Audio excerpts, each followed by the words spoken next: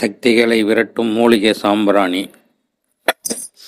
கண் திருஷ்டியான அடிக்கடி சோர்வாக இருந்தால், குடும்பத்தில் சின்ன சின்ன சண்டைகள், குழந்தைகளுக்குள் அடிக்கடி ஏதாவது பிரச்சனைகள், மனஸ்தாபங்கள், கடன் பிரச்சனைகள், குழப்பமான மனநிலையில் இருந்தல் போன்ற எதிர்மறை சக்திகள் மறைந்து மனம் லேசாகி வீட்டில் லட்சுமி கடாட்சம் ஏற்பட மூலிகை சாம்பிராணி போடுவது சிறந்த பரிகாரம் ஆகும்.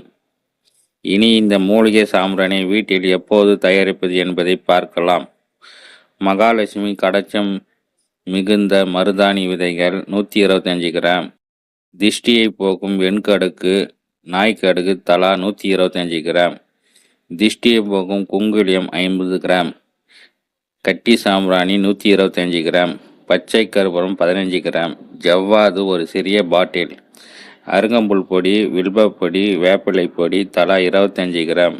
இந்த 3 பொடிகள் மருத்துவ குணம் நிறைந்தது என்பதால் வீட்டில் இருக்கும் விஷ ஜந்துக்கள், கொசு, ஈ ஆகியவற்றை அண்டவிடாது. ஆகியவற்றை எடுத்துக்கொள்ளுங்கள்.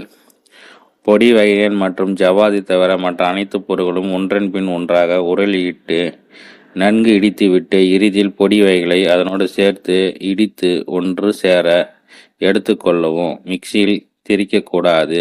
பின்னர் தேவின வாசனை மிகுந்த ஜவ்வாதி சேர்த்து ஒன்றாக கலந்து விடவும். இவை எல்லாம் சேர்ந்து மொத்தமாக 3/4 கிலோ அளவு கிடைக்கும். இதை ஒரு இறுக்கமான மூடி போட்ட பாட்டிலில் எடுத்து வைத்து கொள்ளலாம். வீட்டின் சாம்பிராணி போடும்போது இதில் 1 டீஸ்பூன் போட்டால் முழுவதும் நல்ல வாசனையோடு இருப்பதோடு தீய சக்தியில் விரட்டிவிடும்.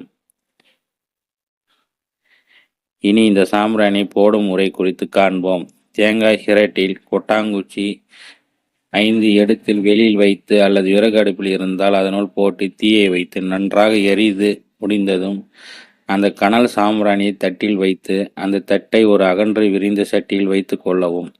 அவ்வாறு செய்வதால் தீய கனல் கையை சுடாது. பின்னர் சாம்பிராணி தட்டில் உள்ள கனலில் முதலில் 1/2 ஸ்பூன் போட்டு மூலிகை சாம்பிராணி போட்டுவிட முழுமைக்கு கொண்டு சென்று காட்டலாம். மிகுந்த பாதுகாப்பாக துணிமணிகளை பட்டு விடாமல் பார்த்து கொள்ளவும். கடைசியாக 1/2 ஸ்பூன் மூலிகை சாம்பிராணி போட்டு குழந்தைகளுக்கு போகாமல் இருக்கும் இடத்தில் வீட்டின் ஒரு மூலையை வைத்து விடலாம்.